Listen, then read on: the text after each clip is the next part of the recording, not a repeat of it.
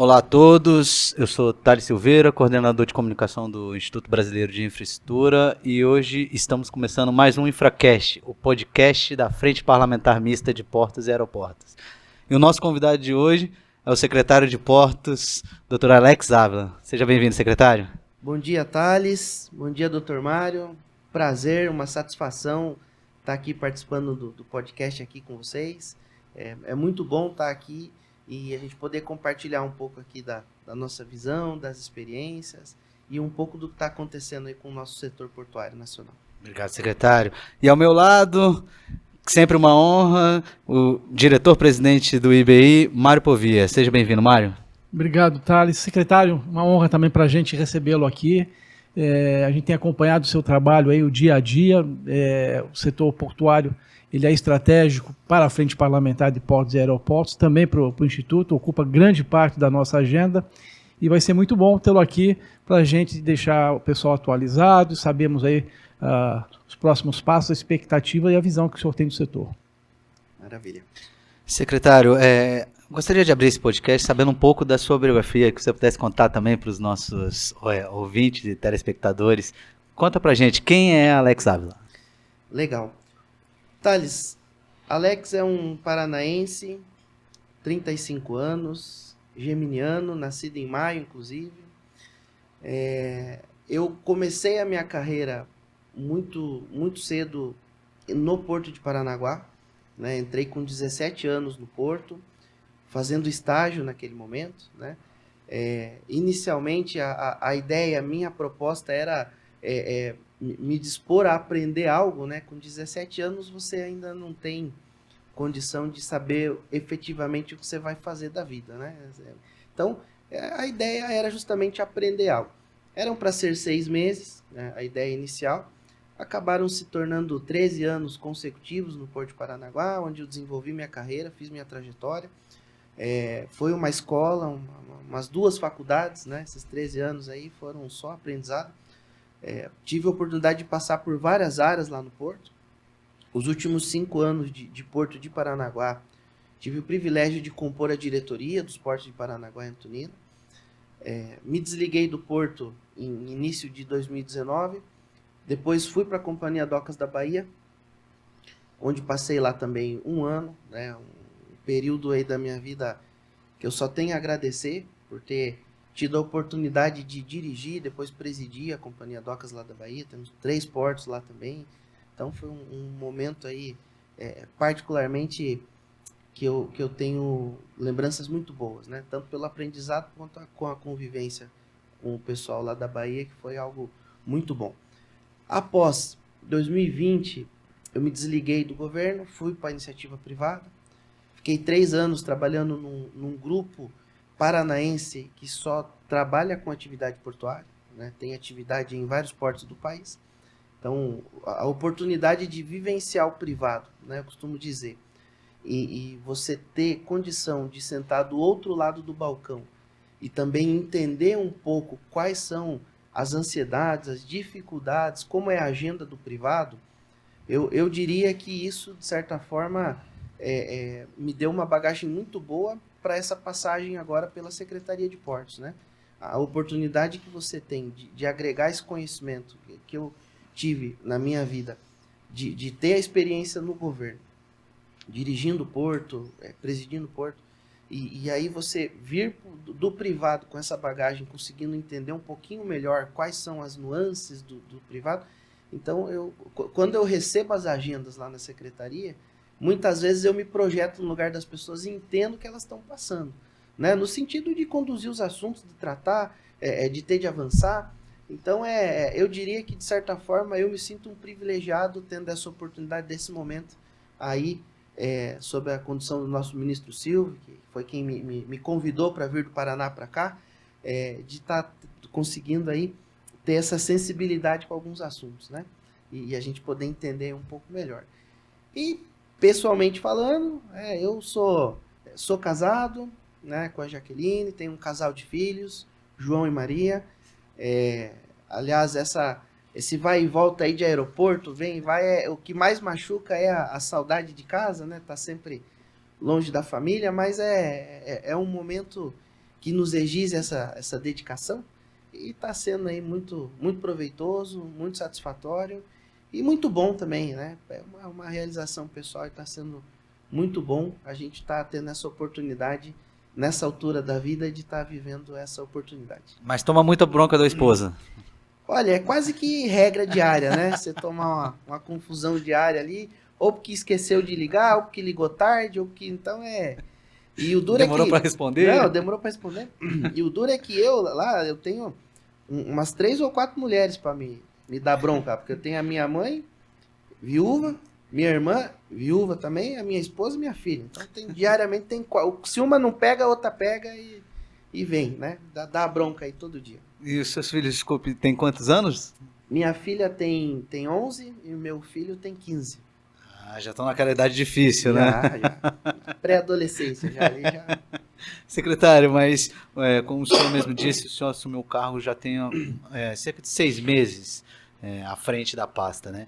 Conta um pouco pra gente como é que está sendo essa experiência à frente da secretaria e dos desafios e também de como é que o senhor está, como isso representou, esse cargo representa para o senhor?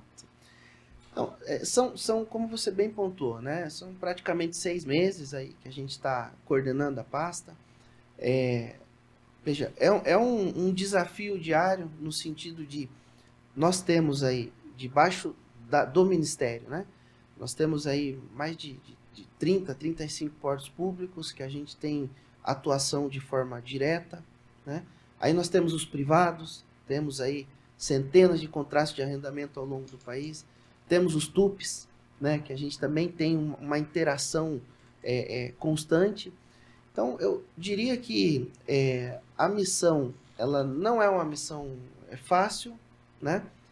Mas como eu até costumo brincar, sabe, né? Que Porto é uma cachaça, né, Mário? A gente acaba, você prova daquilo, você não consegue mais se desvencilhar, né? Então, como a gente trabalha, é um prazer fazer o que a gente faz, acaba sendo ali um dia a dia exaustivo, né? A agenda ela é puxada. Nosso ministro Silvio é extremamente atuante, a gente está sempre acompanhando as agendas dele e com ele. Então é um dia a dia cansativo, mas a gente tem aí o privilégio também de ter excelentes profissionais lá na secretaria para nos ajudar, né? Temos lá o Dr. Fábio Lavor, que é um profissional fantástico, né? Diretor de uma das áreas lá da secretaria. A gente já se conhece há mais de 10 anos, tem um conhecimento fantástico, já foi secretário, já foi diretor, tem um nível de excelência no assunto muito grande. Temos lá o Bruno, veio da ANTAC, né? Veio da ANTAC para me suceder na área de outorgas quando eu fui alçado a ser secretário. Então eu diria que a gente tem uma missão robusta, temos aí uma agenda intensa, né? Mas a gente também está preparado e acho que o que nos dá muito conforto é a liderança do ministro Silvio, né? É uma pessoa fantástica, dedicada, extremamente competente, inteligente, interessado. Então, na medida em que o nosso líder tem esse nível de postura, a gente automaticamente embaixo não pode diminuir esse nível de atenção com todos os assuntos, né? Então, eu acho que assim, a gente está vivendo aí, de certa forma, um momento de muita oportunidade, né? E digo isso não só como Secretaria de Portos, né? Que a gente tem aí um portfólio vasto de assuntos. Mas eu diria como setor, né? Acho que o setor vive aí um momento de boas oportunidades, né?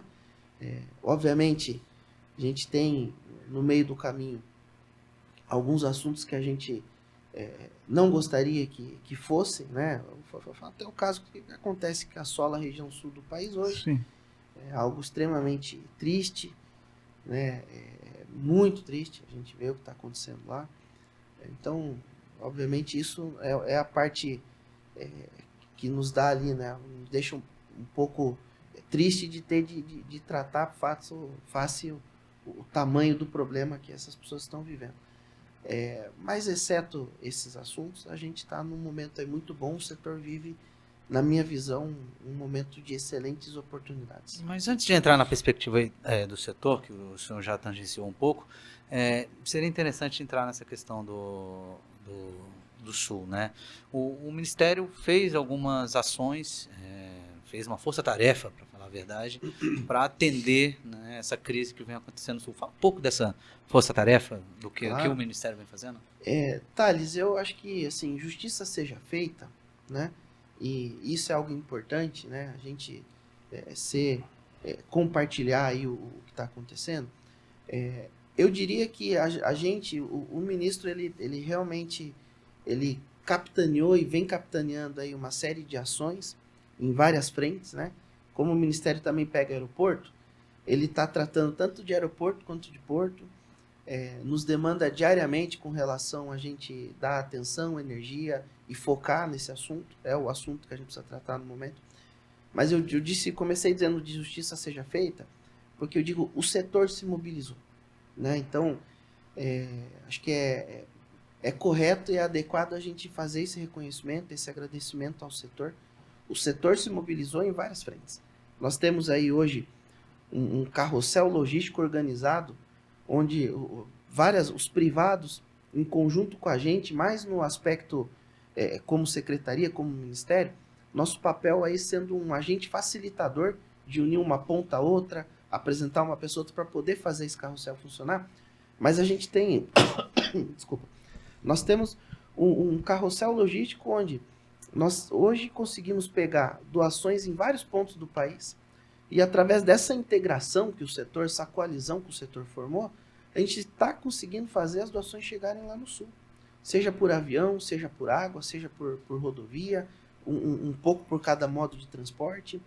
Então isso é algo muito bonito que está sendo feito, merece digno aí do nosso reconhecimento e agradecimento, né? Isso é uma frente. Agora, como ministério, nós também temos algumas frentes de assunto com relação ao Sul, que são, aí sim, vem para nossas competências, né? Então, hoje nós temos lá 3 portos, né? Os que são vinculados lá respondem diretamente para a gente ali, né?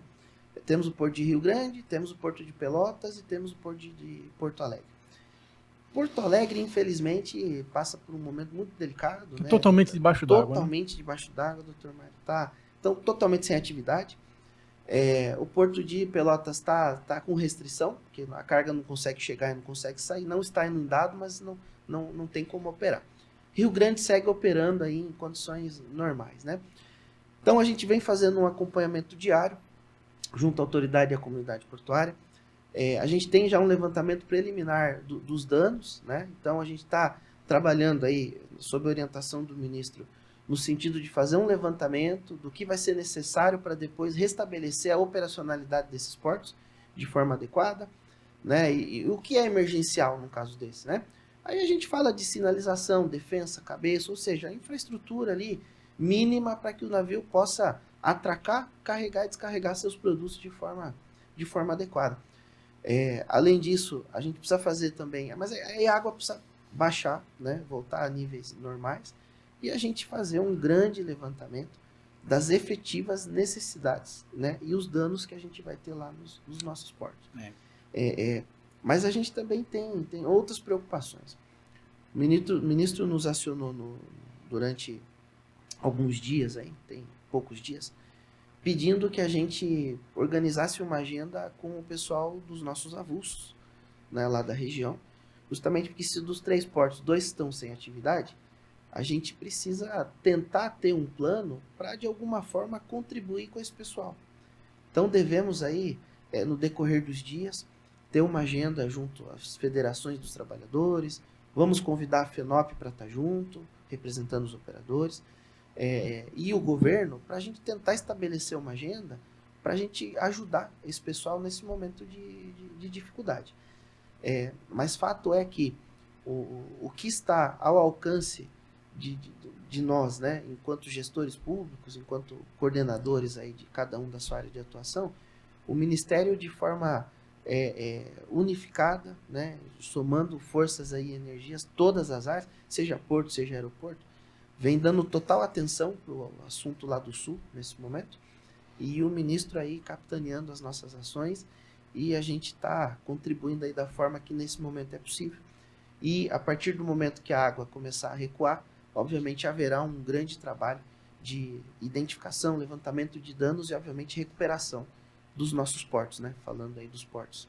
A logística já contribuiu bastante na pandemia, né? A gente viu que portos e aeroportos em particular, né, atuaram aí de uma forma muito resiliente durante praticamente 2 anos na pandemia, e agora com certeza não será diferente, né, secretário? E vai fazer valer aí todo o esforço, né, para a retomada aí dessas regiões, né? É claro, a situação de Porto Alegre hoje não permite que o porto contribua com nada, ele é vítima do processo, né? Mas sem dúvida nenhuma Rio Grande e Pelotas, né, talvez sejam condutores aí dessa retomada, não só da economia gaúcha, né, mas também da recuperação de infraestruturas aí que seguramente vão precisar de muita matéria-prima, né, construção de estradas, pontes, enfim, esse levantamento todo que só será possível, evidentemente, depois que as águas baixarem, e hoje a situação é muito preocupante, né. Mas eu queria falar um pouco, o senhor diz que tem 35 anos, começou com 17, portanto, metade da vida no setor portuário, né? E traçar um paralelo, né? Pelas contas aqui, o senhor começou em 2005, 2006, mais ou menos, no setor, 2007. Traçar um paralelo do que era o Porto 2007, né? Pode ser Paranaguá mesmo, o que é hoje, né? E eu tive no Conselho de Paranaguá há pouco tempo atrás, a gestão lá fantástica, né? Um porto pujante que tem trabalhado de uma forma assim, muito eficiente, né? Queria que o senhor traçasse um paralelo do que era lá em 2007, do que é hoje e para onde nós vamos na sua concepção. Bacana. Doutor Mário, eu acho que assim, extremamente interessante esse paralelo que o senhor está traçando, e faz a gente refletir e realmente voltar um pouquinho aí nas memórias, e a gente vê o quanto evoluiu, né? Quando a gente fala de 2007, a gente olha para trás e vê, falando de Paranaguá, por exemplo, nosso exemplo, né? A gente vê um porto aí movimentando algo entre 20 a 30 milhões de toneladas, né? E o que para aquele momento, 2007, era algo fantástico, batia-se recorde de movimentação, né? E a gente, olhando para 2007, quando eu ingressei lá no Porto de Paranaguá, a gente via o pessoal trabalhando com pastas, né? Papel, muito papel, pastas, fazer conta na prancheta de quanto movimentou, se cumpriu a prancha, se não cumpriu, e as reuniões de atracação, algo totalmente diferente do que a gente vê hoje, né? E quando a gente vê o passar do tempo, hoje nós temos Paranaguá, por exemplo, movimentando 65 milhões de toneladas, o segundo maior e mais relevante porto do país, é o que mais movimenta granel sólido vegetal, então tem a sua fertilizante relevância. Também, né? Fertilizante, aí junto com o Santos, os que mais movimentam fertilizante. Então quando a gente pega, por exemplo, e vê o que representa hoje um Porto de Paranaguá na cadeia logística e no agronegócio, no setor produtivo do país, a gente vê uma evolução fantástica, né? Digna aí de aplauso. E a gente está usando Paranaguá de exemplo, mas eu diria que isso se estende para todo o setor, né? Aí fazendo um outro paralelo, né? Lá nos idos de 2012, me recordo, eu sempre gostei muito de participar das reuniões do CAP, né? Porque lá no conselho, nos CAPs, a gente sempre teve os grandes pensadores, né? Portos afora. E eu tinha sempre muito prazer em ficar lá, quietinho no canto, escutando o pessoal lá, os professores lá dando aula, né? E era algo que eu sempre deu muito prazer. E eu continuo gostando disso até hoje. Mas eu me referenciei ao CAP 2012, que naquele momento, o senhor vai lembrar disso, foi quando se começou a discutir o Arco Norte. Né? Não, porque o Arco Norte, que o futuro do país, que os portos vão crescer para lá, e era uma briga, né? O Sul contra o Norte, não vai, não vai. E nesse momento eu me lembro muito do professor Fayet, Sim. que era um grande defensor dessa Traçava tese. lá o paralelo, não é isso? Traçava o paralelo, né? Porque o meridiano daqui para cima vai subir tudo e tal. E era uma discussão que era calorosa, mas era sempre muito interessante de acompanhar. E passados hoje, aí de 2012 para cá, 11 anos, eu encontrei o Fayet tempo atrás, porque eu estou no CAP, no Consard de Paranaguá, lhe sucedi lá, e encontrei o Fayet no CAP, né? E ele veio me dizer, né? Lembra quando eu te via sentado, eu falava do Arco Norte, você tá vendo o que tá acontecendo? Ele tá correto. Né? Você vê hoje, 11 anos depois, a gente vê aí um Arco Norte movimentando 25%, escoando 25% dos granéis que a gente produz no país, né? E quando a gente fala com os especialistas, aí com quem entende do agronegócio e faz as projeções, a gente tem a convicção que até o fim dessa década o Arco Norte vai estar respondendo por 50% do escoamento da nossa safra agrícola nacional. Fantástico, né? Então é algo fantástico. E agora, estando ocupando essa posição de secretário, né, a gente acaba tendo, de certa forma, se junta o útil ao agradável, né? A gente tem de fazer muita agenda para conhecer, para ver as obras, para ver os projetos, a gente está tratando aí dos leilões, a gente vai lá para ver as áreas e tal. Então, eu tive a oportunidade de já ir para vários portos do Arco Norte por conta das agendas. O que a gente vê lá em portos como Barcarena, Itaqui, Bahia, lá em Aratu, o pessoal lá no Ceará está crescendo, é algo fantástico. Então, a gente vê que realmente tudo que se falou há mais de 10 anos atrás, hoje está se tornando uma realidade. Né? Então, falando assim de contexto, comparando um pouquinho norte com o sul e tal. Agora, voltando para Paranaguá, a evolução que a gente vê, ela é algo gritante, né? Nós falávamos aí, há 15 anos atrás, era algo digno de aplauso você numa operação de descarga lá de fertilizante, descarga de granel, você performar 3, 4 mil toneladas por dia já era algo que estava satisfatório. Hoje, você tem casos aí onde você descarrega 16, 20 mil toneladas num dia. Isso é eficiência, modernidade, os equipamentos evoluíram, a engenharia evoluiu. Né? Então, quando a gente olha tudo que nós tínhamos num cenário aí de 10, 15 anos atrás, o que a gente vê hoje é outro porto.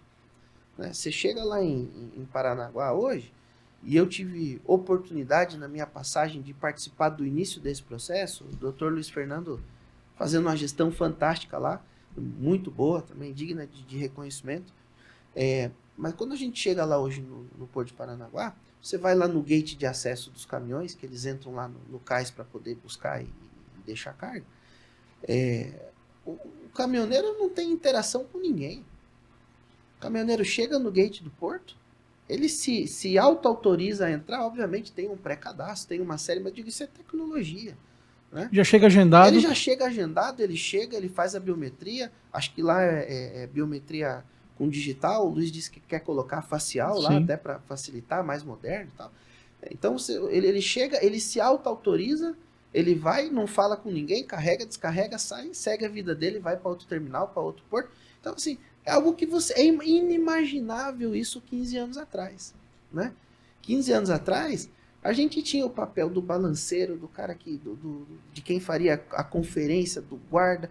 Hoje, essa integração, essa modernidade, é algo que é extremamente interessante para a gente que acompanha o setor há um bom tempo. Você vê a evolução disso. Né? Sistemas. Né? Nós temos hoje aí, o porto ele funciona de uma forma como um reloginho. Né? Então, alguém dá uma entrada em uma tonelada dentro de um armazém, do outro lado alguém está recebendo uma fatura sem falar com ninguém. Né? O rastreamento, agendamento de carga. Para um caminhão hoje vir do interior com granel para descarregar em algum terminal do porto, tudo isso é feito com antecedência, com agendamento. Ele sabe a hora que ele vai sair, a hora que ele vai chegar no porto, ele vai fazer a classificação da carga, vai descarregar no terminal e deve saber quando a carga dele vai ser embarcada no porão do navio. Né? Então, assim, quando a gente olha para trás e traça esse paralelo, a gente vê que a evolução que teve. Né? Então, assim, foram aí, acho que os últimos 10, 15 anos para o nosso setor foi um período aí de muito aprendizado, conhecimento e evolução. Né? Aí quando a gente fala, tá, mas e onde o governo fica nisso? Vou dar um exemplo, que é algo fantástico. O Dr. Mário participou, eu participei quando estava em Paranaguá, estou tendo a oportunidade de ver o avanço disso hoje, enquanto secretário. Nós temos aí o nosso porto sem papel. Né?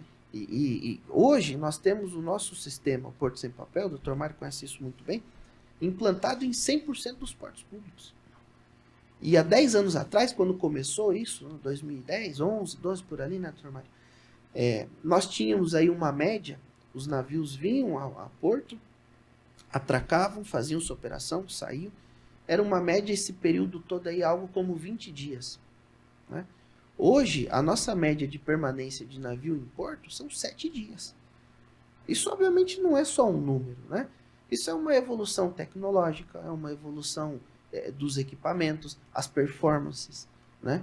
E ao fim e ao cabo, uma redução do custo do Brasil, uma né? redução do custo logístico para o Brasil. Então, a gente pode não perceber, né? E eu costumo refletir muito sobre isso, doutor Mário, mas muito do nosso dia a dia, ele tem uma conexão com o porto, né?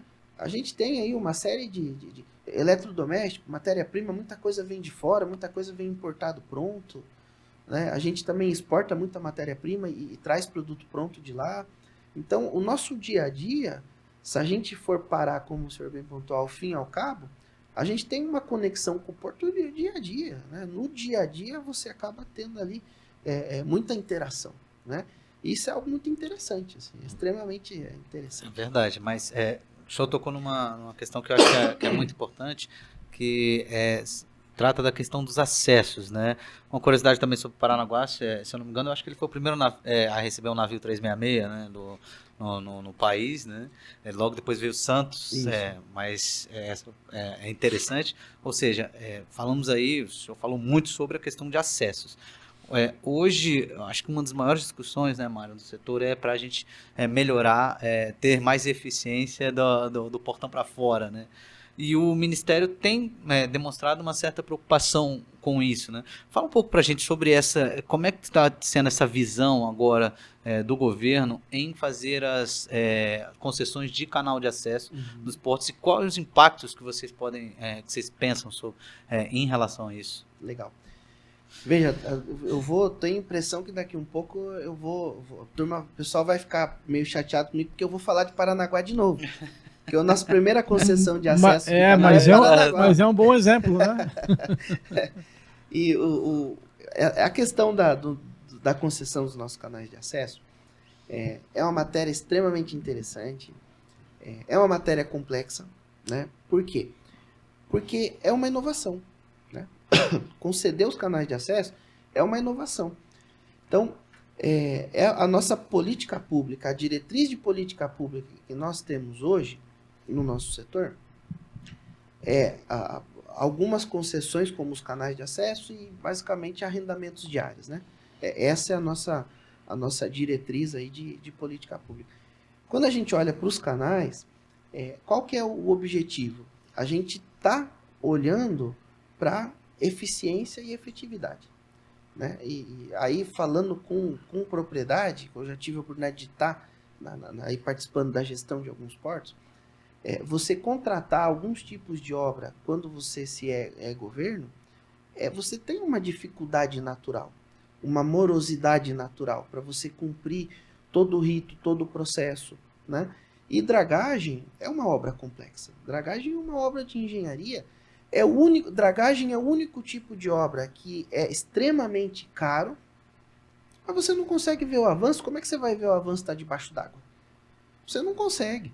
Então, para você contratar, executar, fiscalizar e medir, é algo complexo de se fazer.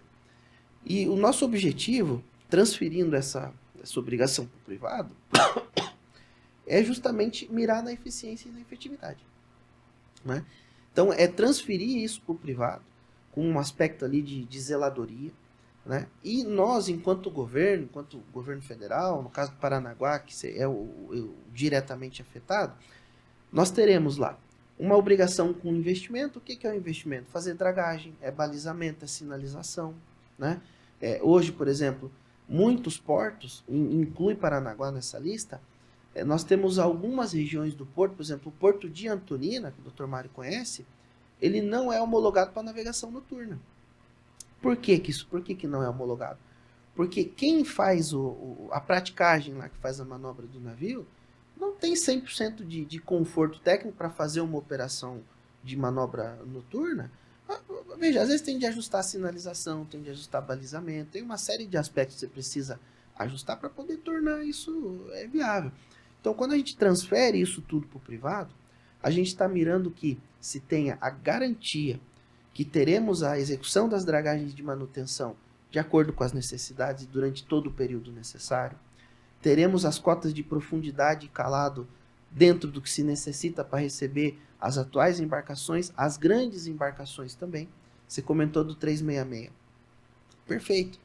Paranaguá já fez uma operação com 366. Santos, em janeiro, fez uma operação com 366. E eu estive na Bahia semana passada, aí alguns dias, e lá, até comentei com o presidente do Porto, falei, pô, você precisa nos informar disso. O Porto já está se preparando para homologar o 366 lá no terminal de container de Salvador. Assim, é algo fantástico, né? São os grandes navios de container aí, com oportunidade de escalar os nossos portos, né? Isso, obviamente, a partir do momento que você homologa isso em um porto do país, o nível de serviço do nosso setor no Brasil já sobe. Você tem porto homologado para receber os grandes navios e com 100% do potencial de carga operacional, que é algo fantástico, né? Então, quando a gente, voltando para a história da concessão do canal, nós estamos aí preparando os nossos portos. Qual é o pipeline hoje? Temos Paranaguá? Hoje o pipeline, doutor Mário. Paranaguá que está mais avançado, né? Depois nós estaremos, na semana próxima agora, fazendo o kickoff em Santos dos estudos com o BNDES para a concessão do Canal de Santos. Ah, é mesmo? Estaremos lá com o Pomini, com a equipe da secretaria, a equipe do BNDES. A gente vai fazer isso lá, interessante. Depois nós temos a Codeba, está entrando nesse pipeline, o BNDES já está... Aí seria Aratu. Não, aí a gente vai fazer Talvez... Salvador e Aratu, tá, né? Lá vai ser concessão de canal e arrendamento diário. Perfeito. Né? Bahia. Então, Aratu está nessa esteira. Depois nós temos Rio Grande, obviamente, que continua no nosso pipeline, agora talvez com um pouquinho mais de atenção, porque quando se tem incidência de uma intempérie climática desse nível, né, o Dr. Mário conhece isso, o pessoal do setor também, a chuva é o que faz trazer sedimento, né, para a gente, ali para a região do canal. Então, obviamente, continua no nosso pipeline, mas digo, a gente vai ter de ter uma atenção um pouco Tem maior. que reavaliar, né? Claro, vai ter de reavaliar, até porque a geografia marítima da região, obviamente, é afetada, não tem como, né? É afetada. Então, o nosso pipeline é Paranaguá, já está avançado. Santos, devemos aí nos próximos dias fazer o kickoff do estudo. Bahia está com o estudo em andamento, tá? Então, já no Envolve Ilhéus também na Bahia ou não? Doutor Mário, no estudo sim, né?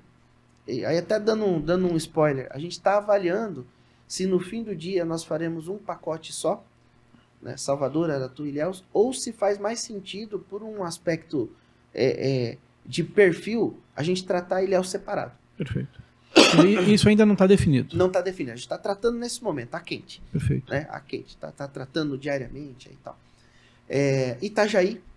Itajaí entrará, já está com o canal contemplado na concessão. No arrendamento, né? No arrendamento, né? Perfeito. Lá também será a concessão do canal com arrendamento diária.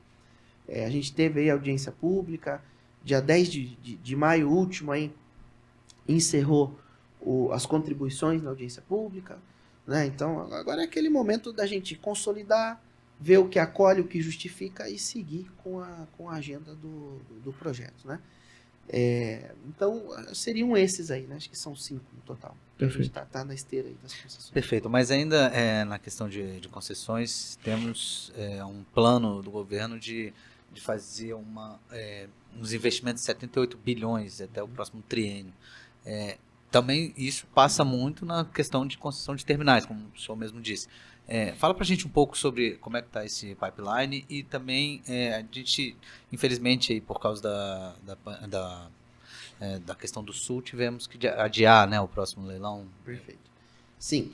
Então, nós temos na carteira de investimento do setor conduzida pelo Ministério, nós temos lá um valor de 78 bilhões. Né? A maior parte desse valor são os privados. Né? O que a gente quer dizer com os privados? Os TUPs, né? Tem TUP que está nessa carteira, investimento qualificado no PAC, os nossos arrendamentos que estão aí com investimento em andamento, né? Também estão qualificados, aí entra reequilíbrio de contrato, reperfilamento, adensamento, prorrogação, né? Todo esse portfólio relativo à gestão de Além das armazenamento. licitações de novas áreas, né? Perfeito. Além das licitações de novas áreas, que é o que eu vou dar um pouquinho mais de detalhe agora. Que nós temos aí no total 35 áreas previstas para a gente fazer até 2026, com um CAPEX aí estimado de 14 bilhões de reais nesses 35 novos projetos. Para 2024, nós temos um total de 16 áreas, com CAPEX aí à volta de 8 bilhões previstos. Para 2025, temos outras 11 e 2026, 8, fechando as nossas 35 áreas aí que a gente está no portfólio. Tenho a impressão que talvez aumente um pouco além das 35, né? A gente vai evoluindo no dia a dia, vai identificando boas oportunidades, avançando com os estudos, então pode ser que as 35 virem 37, virem 38, então é assim, é o objetivo, quanto mais melhor, né? Mais investimento, amplia capacidades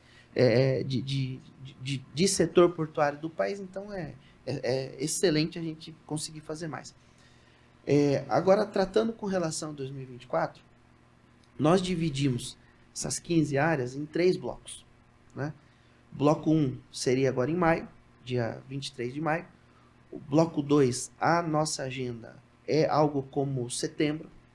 E o bloco 3, o fim do ano, aí, como a gente fez no ano passado, dezembro, né? A ideia é a gente fazer o terceiro bloco. E o que acontece? Quando a gente programa esses blocos, nós fazemos ali, a gente monta um bloco com o que tem sinergia, organiza, publica, faz agenda com o pessoal da B3, o Dr. Mário conhece muito bem isso, e esse bloco ele funciona de forma unificada, né? Então, para o nosso primeiro bloco, nós temos ali programado 4 áreas de Recife, uma área do Rio de Janeiro e uma área no Porto de Rio Grande. E obviamente que um momento delicado, né, não teria condição da gente manter um leilão dentro do Porto de Rio Grande com esse estado de coisas que está assolando a região nesse momento. Então, até mesmo em respeito a esse momento delicado, a gente tomou a decisão de adiar, né? Porque quando a gente tira uma área do bloco, o bloco inteiro cai, né? O Dr. Mário entende também como funciona isso. Se a gente tem as 6 áreas, olha, vamos tirar Rio Grande, o bloco todo cai. Existe uma engenharia de organização ali que tem ou vão todos ou, né? Você requalifica o bloco, aí tem de mudar a data, obviamente, né? Para poder organizar isso. Então, em respeito ao momento e em respeito ao Porto de Rio Grande, nós optamos por adiar nesse momento, mas a gente já está trabalhando aí da requalificação do bloco e cremos que a gente deve, em meados de junho, estar publicitando esses editais, essas áreas, e aí, se tudo der certo, em julho a gente está lá na B3, lá batendo o martelo e oportunizando aí novos investimentos para o nosso setor. E como é que estão as conversas com os investidores em relação a esses leilões? Como é que está a percepção? Você sente que está tendo alguma... Thales, olha, a procura é muito grande, né? A gente tem lá na secretaria quase que diariamente alguém da equipe sendo demandado para atender, para receber, seja gente que vem dizer que tem interesse, né? Seja gente vindo fazer sugestões, tal. Então, eu diria que assim, o mercado está muito aquecido nesse momento e uma certeza eu tenho. Obviamente, não fosse o momento que a gente está passando, por conta da questão climática no Sul, nós teríamos 6 martelos batidos no dia 23 de maio. Tenho absoluta certeza e convicção disso, né? Que nós teríamos, inclusive, em mais de uma área com disputa. Eu não tenho dúvida nenhuma. Então, eu diria que o momento o mercado está aquecido no nosso setor, é um momento muito bom, né? E todas as oportunidades que a gente oportunizar, que a gente der ao mercado, o mercado vai nos responder positivamente. Alex, você falou do CAP, né, que gostava muito de assistir às reuniões do CAP, os debates todos, né?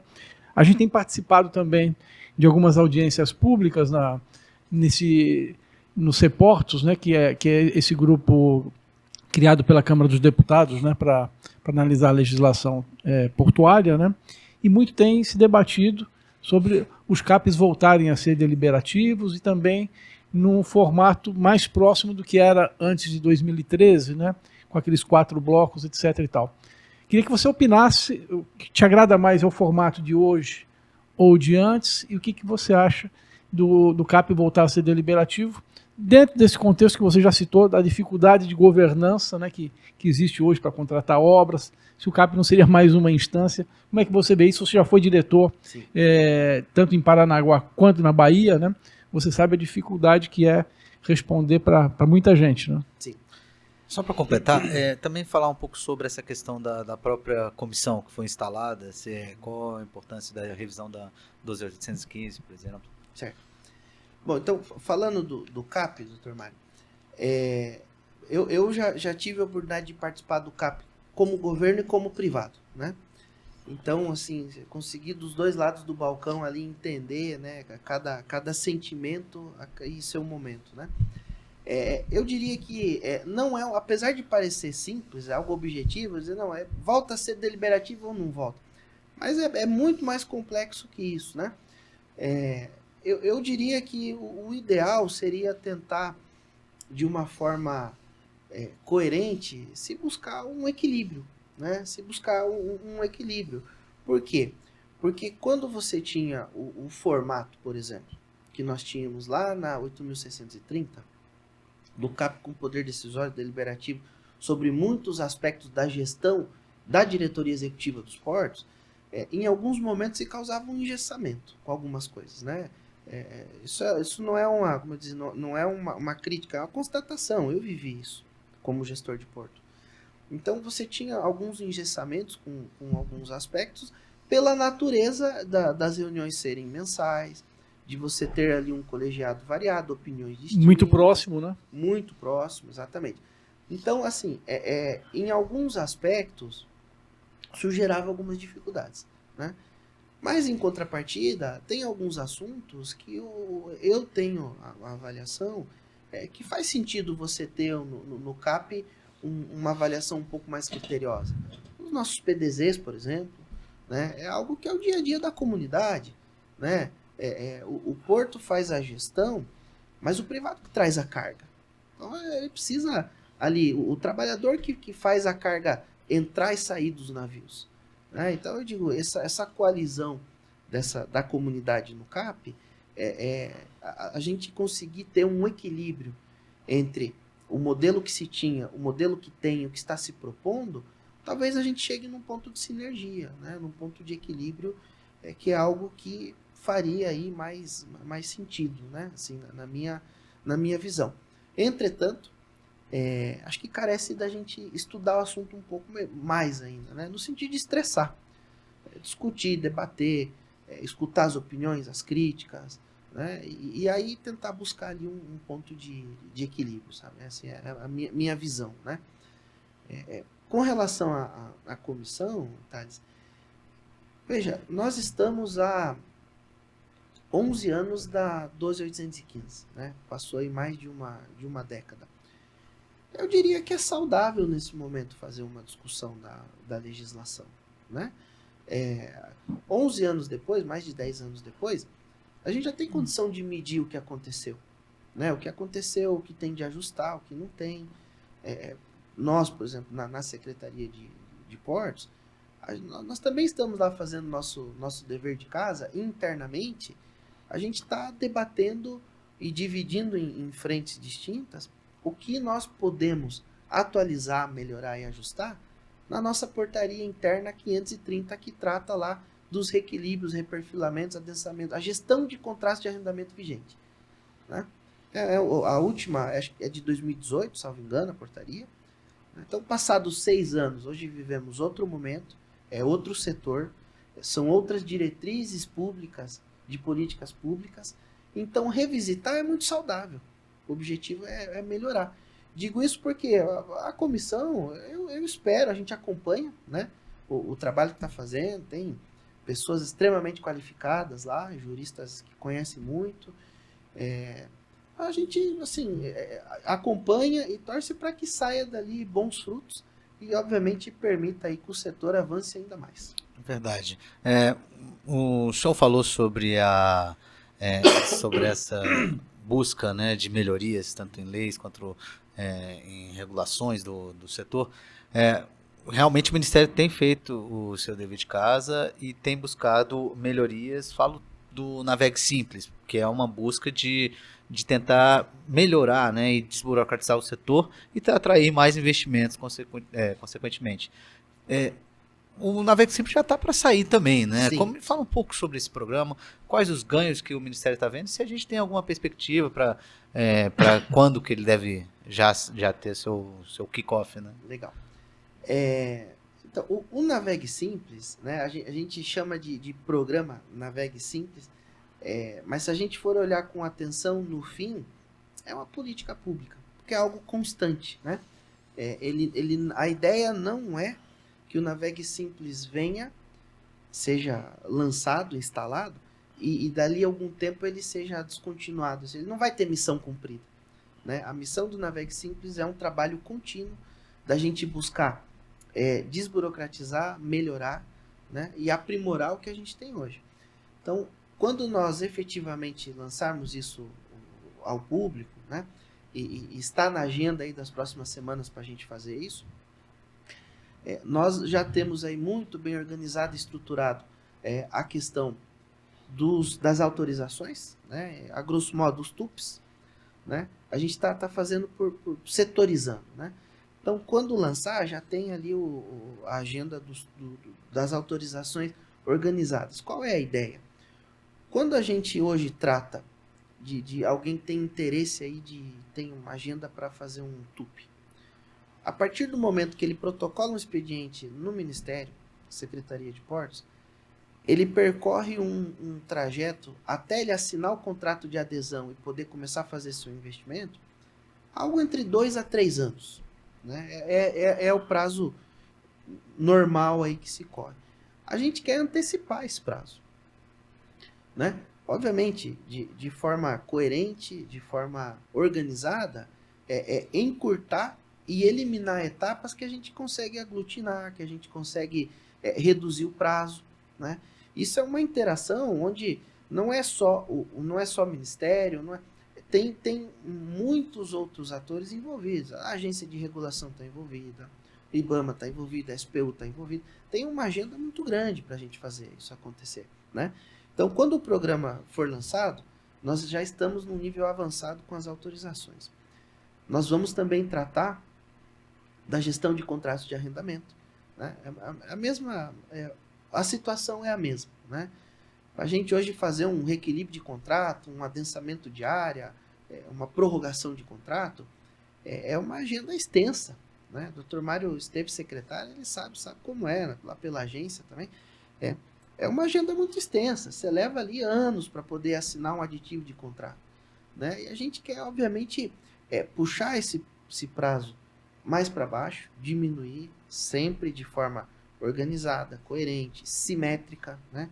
Ou seja, ter uma simetria no processo que nos permita tomar decisões com conforto técnico, conforto jurídico, com toda a fundamentação e efetivamente com um prazo menor. Né? Então, essa é a agenda do Navegue Simples e ela se estenderá para outras pautas do nosso setor. Né? Não será só autorização e só a gestão de contratos. Né? A ideia é que a gente faça algo aí amplo e contínuo.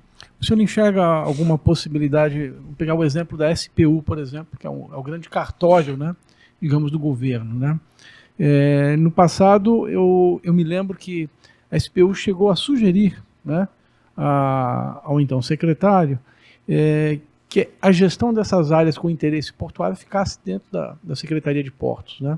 O senhor enxerga a possibilidade de um convênio, alguma coisa dessa natureza, deixando essa gestão, vamos dizer, mais patrimonial para dentro do Ministério, com uma delegação da SPU, por exemplo?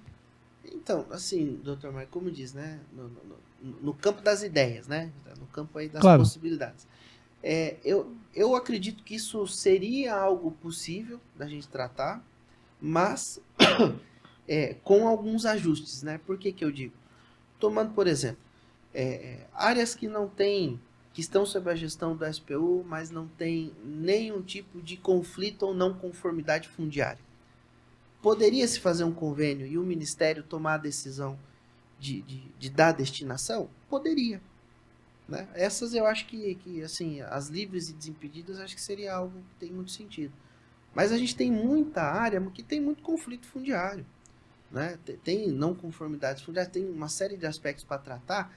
Aí eu acho que a gente não teria competência para tratar a solução desses encaminhamentos. Perfeito. Né?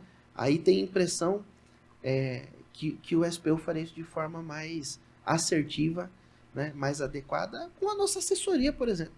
Né? Não tem.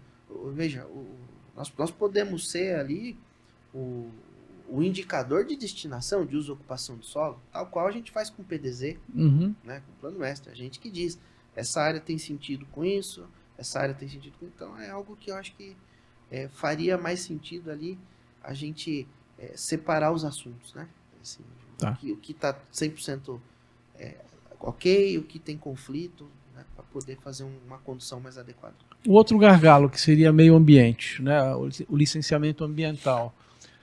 A Secretaria trabalha hoje com visões de licenciamento mais holístico, né? Pegar um cluster portuário ou um corredor logístico, né?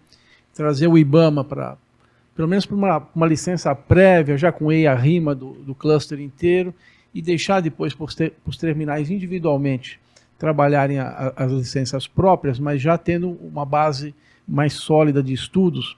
Isso está no radar? Sim, está no radar, e tanto é que está no radar que nós vimos mantendo uma agenda entre Ministério, Secretaria e IBAMA de forma constante. Né? Nós fizemos aí um kick-off, digamos, né? Tem aí mais de 30, 60 dias, coisa do tipo, com o presidente Agostinho e a equipe do IBAMA, para a gente poder estabelecer aí a pauta do setor. Né? E a gente vem mantendo essa agenda constante, no sentido de participar o IBAMA do que é prioridade para o setor, para a gente poder ir desenvolvendo algo em conjunto. Então, de forma muito objetiva, sim, meio ambiente está no nosso radar, sim, é uma preocupação que a gente tem, e nós queremos, sim, aprimorar esse instrumento e essa relação entre o Instituto e a Secretaria. Excelente. Perfeito. Quanto à desburocratização, conte com a Frente Parlamentar e com o Instituto para, no que for preciso, para essa busca. É de total interesse nosso que o setor se torne cada vez mais pungente, né? Agora, outra questão importante que o Ministério vem tratando, trata da BR do Mar. A gente teve uma lei aprovada sobre essa questão da cabotagem, né, de buscar incentivos, mas ainda falta uma regulamentação que trate especificamente que para que a lei possa efetivamente ser aplicada, né? Em que passo a gente está nisso e quais os ganhos que o senhor vê com essa desburocratização e lei de melhorias para o setor? Legal. Bom, a BR do Mar, ela, dentro da secretaria, ela sempre teve um pai, né? Que é o nosso secretário Dino, que veio aí desde o início, quando se discutiu a BR do Mar, até agora na regulamentação. O Dino é extremamente especialista no assunto, né? Não é à toa que é nosso secretário nacional de hidrovias, escolhido pelo ministro Silvio.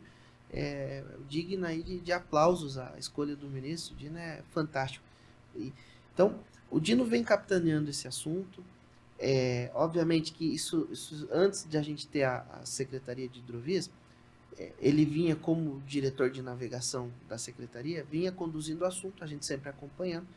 Agora, com a criação da Secretaria, até por um aspecto de boa ordem, ele continua capitaneando esse assunto, a gente está acompanhando, ajudando e auxiliando. Então, em linhas gerais, como está? Nós estamos aí pendente de fazer uma última revisão, né, para poder apresentar isso ao ministro e encaminhar o assunto aí para se fazer o decreto de regulamentação da BR do Mar. Né?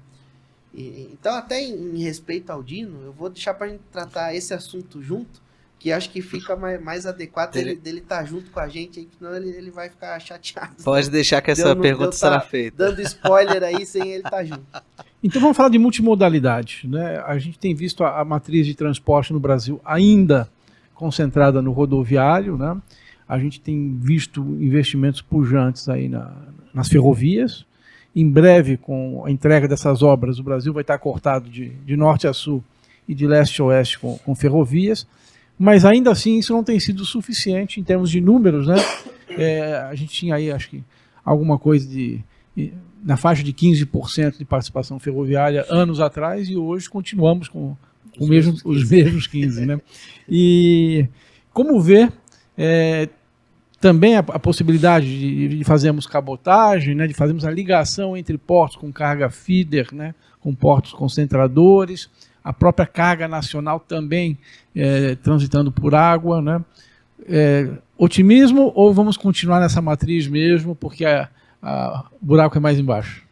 Doutor Mário, eu sou um entusiasta do setor, né? Então a gente vai estar sempre otimista. Mas com relação à questão da multimodalidade, de transporte em especial, é algo que eu tenho, assim, desde que eu estou no setor, eu escuto essa divisão e ela não muda, né? Já fazem 17, 18 anos ela não muda. 70% rodovia, 15% por ferrovia, tem um pouco por duto e é isso aí. Né? É o que há aí da distribuição de cargas no nosso país. Então, sim, a gente tem, tanto é que como é que a gente está tentando trabalhar isso, né? Você, obviamente, mudar a matriz de transporte de um país, das dimensões que nós temos no Brasil, principalmente com a pujança do nosso agronegócio, a gente falando do nosso agronegócio e do fertilizante da cadeia, né? Nós estamos falando, no último ano, de uma produção agrícola, 2023, algo como 306, 310 milhões de toneladas de produtos, entre os variados tipos de cereais. Desse volume, arredondando a volta de 50% disso é destinado ao mercado exterior, à exportação, né? Distribuído aí no país, né? E nos nossos portos todos.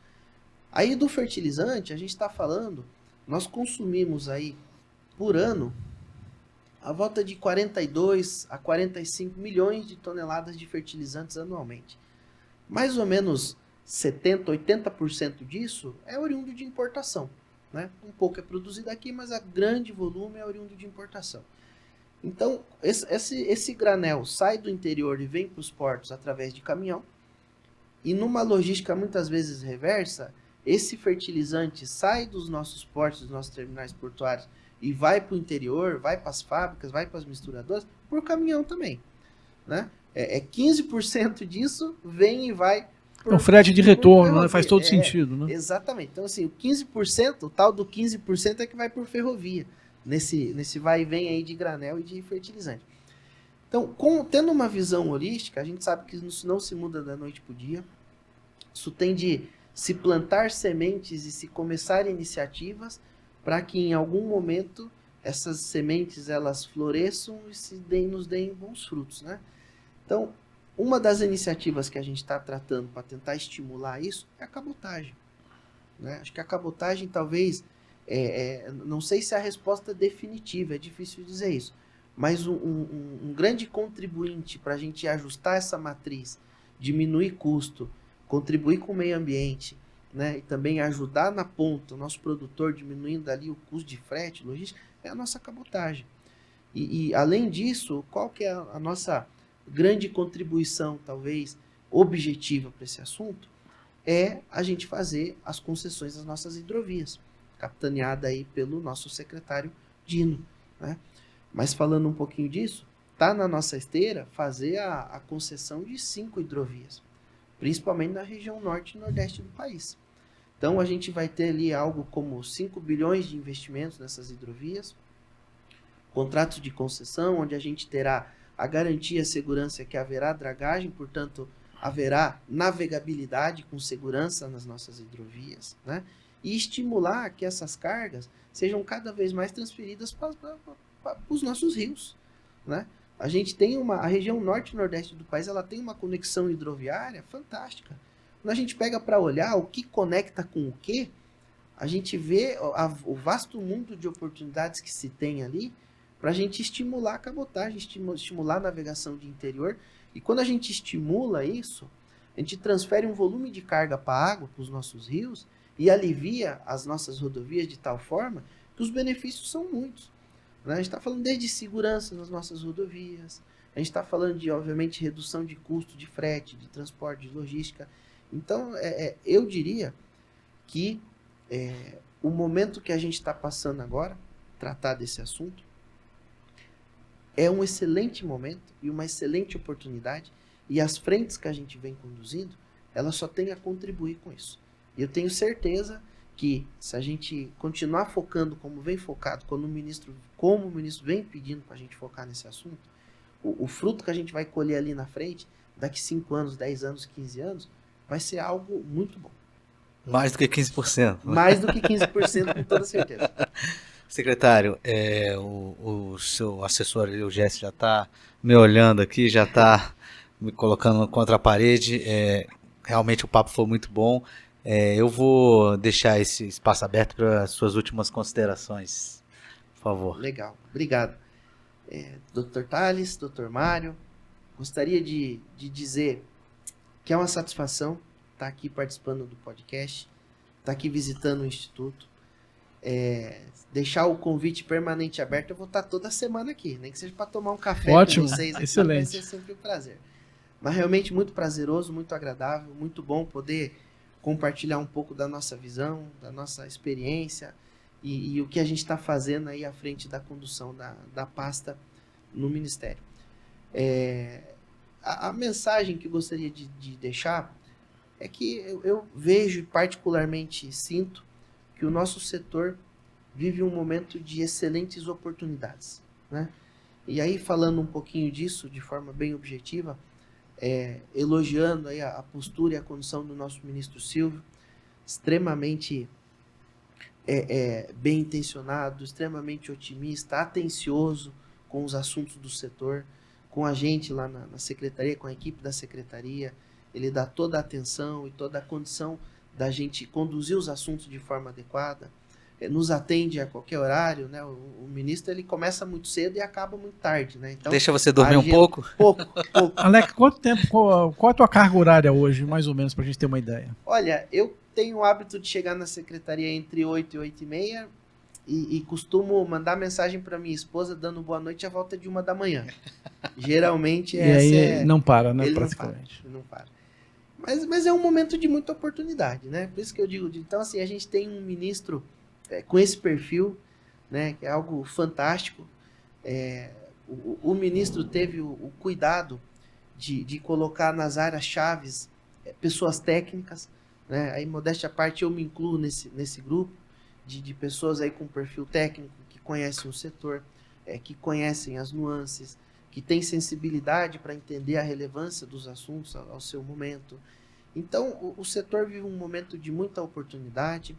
Temos aí uma carteira de investimentos para quem quer investir vasta, né? A gente estava falando ainda há pouco, 35 áreas até 2026, 14 bilhões de CAPEX em investimento. A gente vem tratando o assunto dos TUPs, aí, atendendo, fazendo agendas. Quem tem interesse, só nos procurar, a gente vai estar sempre à disposição. Então, de uma forma geral, eu diria que o setor passa um momento muito bom. E a gente precisa aproveitar esse momento, as oportunidades que a gente tem e avançar aí o quanto for possível. Sem dúvida. Meu presidente, suas considerações finais. Eu queria, Alex, primeiro agradecer a tua presença aqui, reiterar que é uma honra para a gente tê-lo aqui e desejar, né, tanto para o ministro Silvio, né, nessa gestão, e a gente tem acompanhado muito o trabalho dele, inclusive na área de aeroportos, que a gente também acompanha muito de perto aqui, mas eu diria que na infraestrutura de transporte em geral, né, e para você em particular, na Secretaria Nacional de Portos e Transportes Aquaviários, né, sucesso nessa etapa. Obrigado. E desnecessário dizer que tanto a frente parlamentar quanto o Instituto, né, nós estamos engajados aí nessa agenda, também conte conosco no que nós pudermos ajudar em termos de trazer o Congresso para contribuir nesse projeto que é do país, né? É um projeto de Estado, né?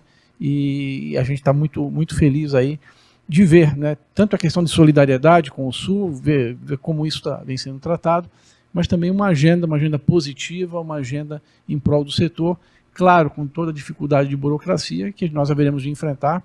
A gente está junto aí também no Navegue Simples, né, tentando contribuir na questão hidroviária também, desenvolvimento das hidrovias, na questão dos aeroportos regionais, combustível de querosene de aviação, né, toda essa agenda, a gente quer trabalhar muito junto com vocês. Então, desejar boa sorte e lhe agradecer novamente. Muito obrigado, doutor Mário. Curta, se inscreva no canal, acompanhe nossas redes sociais, porque nós seguimos em busca de uma infraestrutura forte no país.